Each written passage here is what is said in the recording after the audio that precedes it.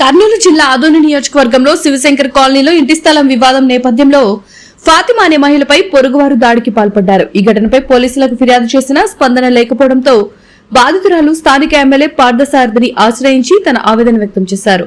బాధితురాలి పరిస్థితిని చూసి వెంటనే స్పందించిన ఎమ్మెల్యే ఘటనా స్థలానికి చేరుకుని ఇరు వర్గాలతో మాట్లాడి వివరాలు సేకరించారు. అనంతరం డీఎస్పీకి ఫోన్ చేసి నిందితులపై తక్షణమే కఠిన చర్యలు తీసుకోవాలని ఆదేశించారు. మహిళలపై ఇలాంటి దాడులు అసహ్యకరమని, బాధితురాలికి తప్పకుండా న్యాయం చేస్తామని ఎమ్మెల్యే హామీ ఇచ్చారు.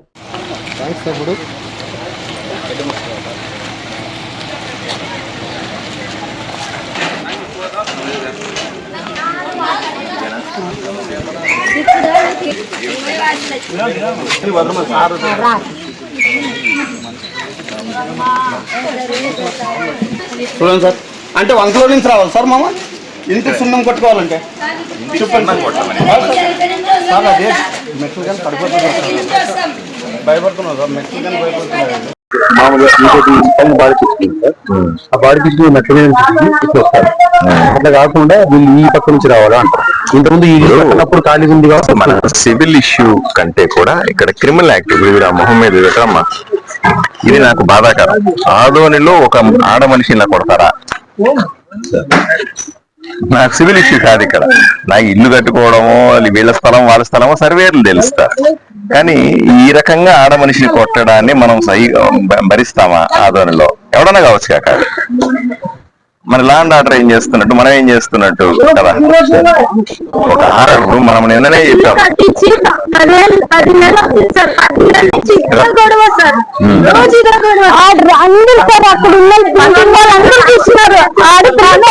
వాళ్ళే ఇడిపించినారు, ఇట్లా జుట్టు పట్టుకొని లాక్పెట్టినారు సార్. ఇడిపించగలిగితే ఎవరు లేదు సార్.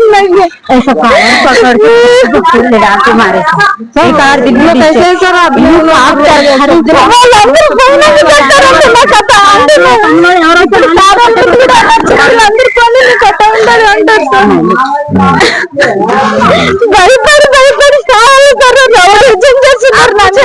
అప్పు చేసి ఇల్లు కట్టేస్తున్నాం సార్. ఆ టెన్షన్ కన్నా వీళ్ళు టెన్షన్ పట్టుకోలేదు సార్. మా మొగల్ని చూడు సార్, అట్లా మాట్లాడతారు. మా మొగలు వచ్చినా చెప్పారంటే ఇప్పుడు వాళ్ళు మొగలు రావాలి సార్. దాదాపు కదన్నా తీసుకురా. ఈ రోజు నేను శివశంకర్ నగర్ లో ఉన్నాను. ఫాతిమా అనే మహిళ నా పక్కన ఉంది. ఇక్కడ చిన్న రెండు ఇళ్లకు మధ్య సంబంధించిన గొడవ ముదిరి పెద్దదయింది అని చెప్తా ఉన్నారు. పక్కన ఉన్న వాళ్లకు వీళ్లకు ఉన్నటువంటి స్థలానికి సంబంధించిన గోడ మధ్యలో ఏదో ఇష్యూ ఉంది.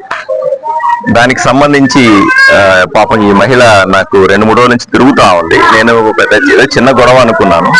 మొదటి రోజు లేదు, కానీ ఈ రోజు చూస్తే ఈ అక్క మొహం మీద చూశారు. అక్క మొహం మీద ఈ రకంగా కొట్టి దారుణంగా హింసించినారు అనే విషయాన్ని చూసి నాకు నిజంగా రాత్రి బాధ వేసింది. 2 రోజుల ముందు నేను ఈ సమస్య వచ్చినప్పుడు సిఈ గారికి నేను ఫోన్ చేసి, ఏమండి ఒకసారి ఇంటికి వెళ్ళి చూసిరండి, ఏదో మహిళ అని చెప్పాను. మరి ఆయన మనుషులను పంపించినాడు, చూసినాడు, అంతా అయింది. కానీ నిన్న రాత్రి ఈ రకంగా మహిళ దెబ్బలతో నా దగ్గరికి రావడం అన్నది నాకు చాలా ఇబ్బంది. ఇది చాలా సీరియస్ అంశం కూడా. ఆదోనిలో ఒక ముస్లిం పేద మహిళ ఇల్లు కట్టుకుంటా ఉంటే గొడవ లేదన్నా ఉంటే టీపీఓలు ఉన్నారు లేదా ఆఫీసర్లు ఉన్నారు, దాన్ని సరి చేసుకోవచ్చు.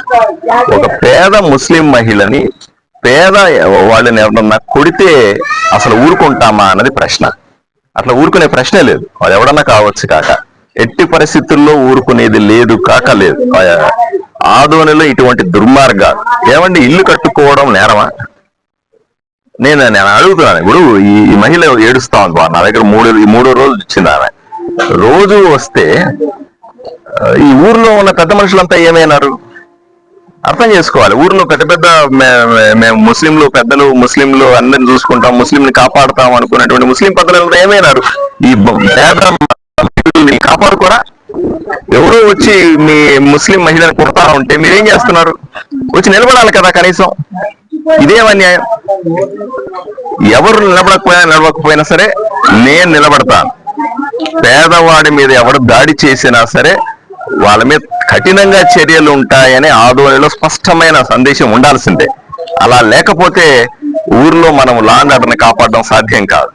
ఊరికే ఏదో టైం పాస్ చేసుకోవడం, వాళ్ళని పిలవడం, వాళ్ళు అరవడం, వీళ్ళు అరవడం కాదు. సివిల్ డిస్ప్యూట్ వేరే. ఏదన్నా ఉంటే గోడకు సంబంధించి టీపీఓ వాళ్ళు కూడా పిలిచాను, టౌన్ ప్లానింగ్ ఆఫీసర్ని పిలిచాను, సెక్రటరీని పిలిచాను. వీళ్ళందరూ కలిసి ఎంత ఉందో కరెక్ట్ గా లెక్కేసి చెప్తారు. ఇది కరెక్ట్ గా ఉందనే చెప్తా ఉన్నారు. మళ్ళీ కావాలంటే కొలుచుకోవచ్చు ఎవరైనా సరే, నాకు ఎటువంటి అభ్యంతరం లేదు.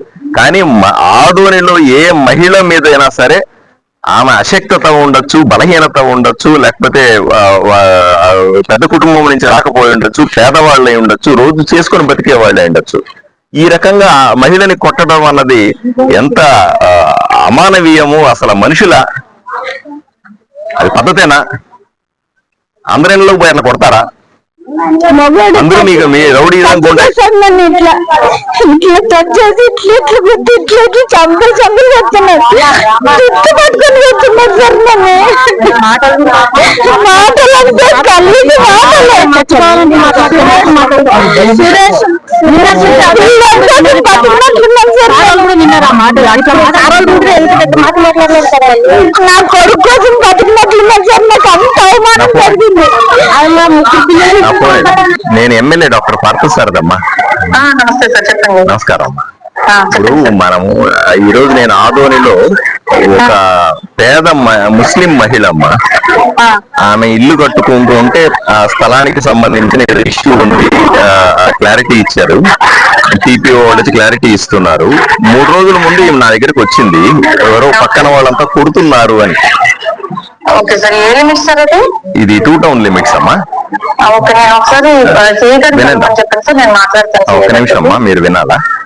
చెప్పండి సార్. నిన్ననే మనము మహిళల్ని కాపాడడం మన బాధ్యత 112 కొడితే వెంటనే 10 నిమిషాల్లో వస్తానంటున్నారు. వీళ్ళ కంప్లైంట్ ఏమిటి? వీళ్ళని రోజు కొడుతున్నారు. ఆమె గాయాలతో కనపడతా ఉంది, ఇక్కడ మొహం చుట్టూ మీద గాయాలతో కనపడతా ఉంది. 2 సార్లు పోలీస్ స్టేషన్ కి వెళ్ళినప్పటికి కూడా ఎటువంటి కేసు నమోదు కాలేదు, వాళ్ళ మీద ఎటువంటి చర్యలు తీసుకోలేదు అని ఇక్కడ బాధితులంతా చెప్తా ఉన్నారు. ఇది వెంటనే ఏం పేరు? ఫాతిమా. ఫాతిమా. ఎందుకంటే ఇది ఒకసారి కాదు 2-3 సార్లుగా జరిగింది అంటున్నారు.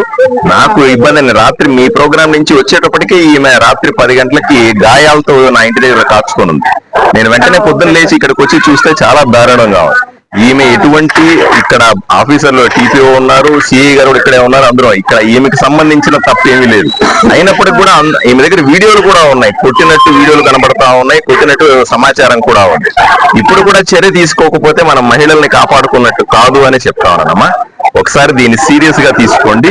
దీన్ని ఏమైందో కూడా మన ప్రజలకు చెప్పాల్సిన అవసరం ఉంది. ఇది నిజం ఏమిటో మీరు సిఐ గారిని కనుక్కోండి. నేను ఇంతకుముందు సిఐ గారికి ఈ విషయం చెప్పినాను, మళ్ళీ మీ సమక్షంలో ఆయనకు చెప్తా ఉన్నాను. ఆయన వెంటనే చర్య తీసుకోవాలా, లేకపోతే ఎలా అవుతుందో చూద్దాం. ఓకే, నీ మీద చెయ్యి పడేలా పరిస్థితి రానివ్వను, ధైర్యంగా ఉండు. అర్థమైనా? ఊర్లో ఏం ఇది ఊరా వల్లకాడ? ఊర్లో అందరూ ఉన్నాం మేమంతా కూడా, పోలీసు ఉంది, తప్పనిసరిగా నిన్ను కాపాడుకుని ఉంటాం. ఎవరైతే నిన్ను కొట్టినారో వాళ్ళ మీద 100% చర్యలు తీసుకుంటారు. సరేనా? వివిడి న్యూస్ టీవీని తక్షణమే సబ్స్క్రైబ్ చేసుకోండి. నోటిఫికేషన్ కోసం మరిన్ని అప్డేట్స్ కోసం ప్రతి ఒక్క కుటుంబానికి ఉచిత ప్రకటనలు వచ్చే విధంగా మీకోసం మీ ముందుకు వివిడి న్యూస్ టీవీని ఏపీ ఫైబర్ నందు 99వ ఛానల్ మరియు యూట్యూబ్ నందు వీక్షించెదరు.